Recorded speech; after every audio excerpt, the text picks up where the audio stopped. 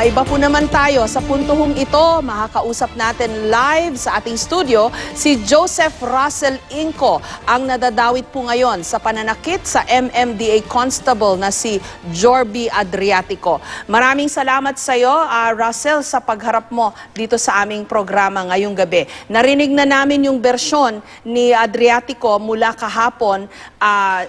Nag-attempt ka raw mag-left turn pero hindi umubra dahil bawal, so umikot ka.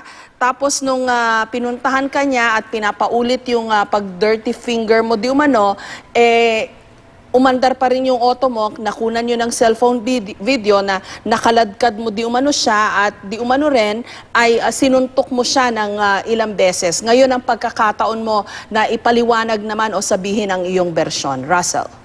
Magandang gabi po, ma'am. Aha. Ang nangyari po talaga po ron, papunta po ako ng Quezon Ave at kakaliwa po ako. Hindi ko napansin na bawal po pala ron, so dumiretso po ako. Ngayon, nung dumidiretso na po ako, ang hindi ko lang po maintindihan, actually napansin ko lang dun sa salamin ko, binibidyo niya ako. Okay, iniisip, binaliwala ko po yun. So diretso ako, nag-take pa rin ako ng yung U-turn. So, kung titingnan ko sa sarili ko, wala akong nilalabag na batas. Tapos nung nandun na ulit ako sa may Quezon Ave, ang nangyari po sa akin, nagulat ako, binibidyo pa rin niya po ako. So ngayon, sabi ko, wala naman akong ginawang masama. So binaba ko yung salamin ko, binibidyo pa rin niya ako. Doon ako nagtataka sa kanya, tapos inano niya sabi ko, bakit boss, ano problema? Ito may video ka. Tapos inano niya sa mukha ko yung video. So ako naman, ang tendency ko, hinawi ko po talaga siya. Tapos nung hinawi ko, yung pinaka-video po, lumipad po. Ayun po nangyari. Then after po nun, hinawakan niya ako rito eh. Hinawakan niya po ako rito, hinawakan niya ako ito. Pilit naman niya akong binababaho. Ay, bago po pala yan, ginanon po niya ako eh. Then after po nun, hawak niya ako. Tapos po, yung sa damit ko po, tapos galit na galit po siya. Tapos sabi ko sa kanya, bitawan mo na kako ko. Ayaw pa rin niya. Hindi pa rin siya tumitigil. Minumura niya po ako. Nagagalit siya sa akin na hindi ko maintindihan. Then, siyempre nasa loob ako ng sasakyan eh. Wala naman ako magagawa dahil ang lahat ng puwersa nasa kanya, nasa labas po siya eh. So, ang tendency nun, ang gusto ko nalang makaalis po sa kanya. So ngayon, nung nangyari po yun, doon ho nangyari na para ko lang ho siya mapaalis, nasuntok ko po talaga siya. Pero hindi pa rin po siya bumibitaw. Talagang nakakapit po siya sa akin. At hindi ko maintindihan bakit siya pilit na inilalabas ng sasakyan. Bakit hindi mo itinigil yung sasakyan, Russell? Kasi kita dun sa video eh. Sinita ka niya, andun siya sa tabi ng pwesto mo sa kotse, pero umaandar yung auto mo. Tuloy ang nakita ng marami, kinakaladkad mo siya. That's also very dangerous, di ba? Ma'am, una po yan, huminto muna po ako. Tapos po, doon po, yan po yung ayaw na niya akong bitawan.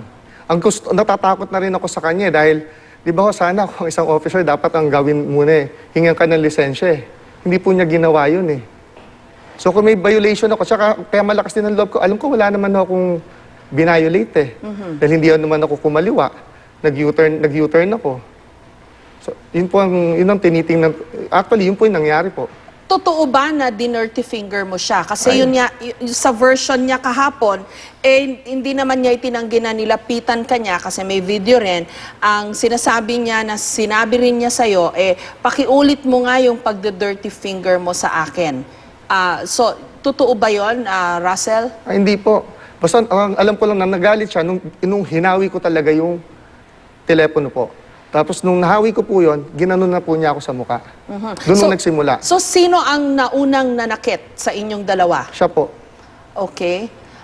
Bakit kahapon hindi ka agad humarap sa pulis o nagpaliwanag o nagpunta ng presinto to give your side? Actually po, una ko pong pinuntahan po talaga yung abogado ko po eh. Sa kanila po ako nagtanong kung ano pa dapat kong gawin. Kasi kamukha po yung ganyan pong pangyayari, natakot na rin po ako eh. Tapos nung nalaman ko na rin na may 100,000 sa akin, parang sabi ko, parang wala naman yata akong ginawang hindi ayos ka ako rito ah. Tapos parang nagtataka rin, kumbaga, yun yung nasa isip ko eh. Pero hindi naman ho ako nagtatago. Okay. Sorry, balikan ko lang. Kasi may litrato siya na duguan siya. Opo. Tapos yung damit din niya, duguan din. At basag yung kanyang ilong. In fact, kailangan daw niya ngayon ipa-opera. Opo. Anong masasabi mo doon, Russell? Kaya po nagkaganyan yan, ayaw niya po akong bitawan. O, ang paraan ko lang po, para kung bitawan niya, suntukin ko po siya. Ganun pa man din po, sinuntok ko na, hawak-hawak pa rin niya ho ako.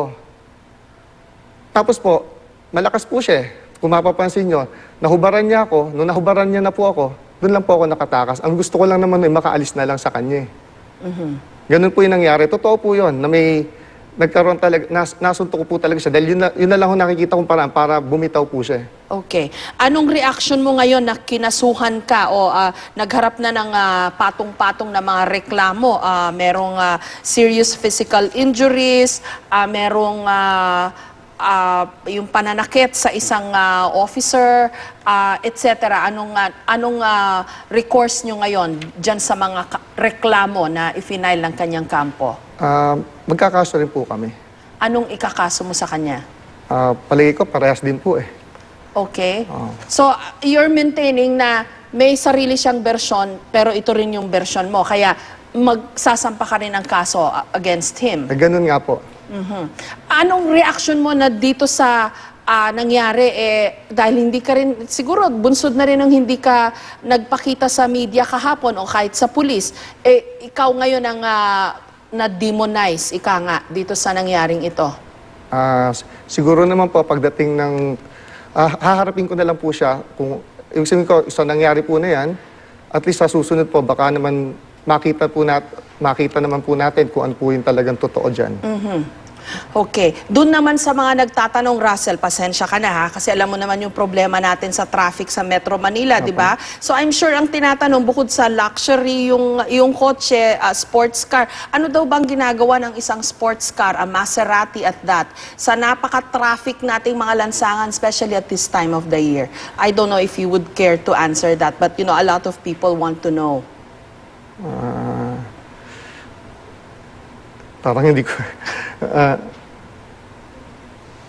so far naman ho kasi, sa nakikita ko, kamukha ho nung nagamit ko naman ho siya, medyo maluwag po yung kalsada nung mga oras po na yun eh. So, dun lang po naman. Okay. Anything more you would want to say to us or sa publiko? Explain mo yung panig mo. Baka meron akong hindi natanong sa'yo, Russell. Wala naman po, ma'am. Siguro naman po, kamukha po niyan. Willing naman po ako talaga na harapin kung ano man po yung mga nangyari po na yan. Maraming salamat sa iyo sa pagharap mo sa amin ngayong gabi. I don't know kung if you would agree, no, but we have on the other line ang chairman ng MMDA. Is it okay for you to stay there? Or I'm giving you the choice because you might think that this is going to be unfair sa iyo kung baka may sabihin din si MMDA chairman Francis Tolentino.